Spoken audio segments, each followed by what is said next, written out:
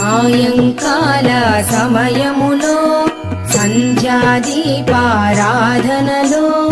వచ్చును తల్లి మహాలక్ష్మి, వచ్చును తల్లి వరలక్ష్మి.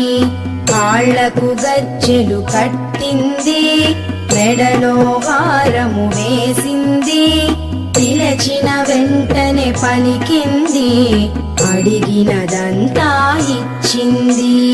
సాయంకాల సమయములో సంధ్యాదీపారాధనలో వచ్చును తల్లి మహాలక్ష్మి, వచ్చును తల్లి వరలక్ష్మి.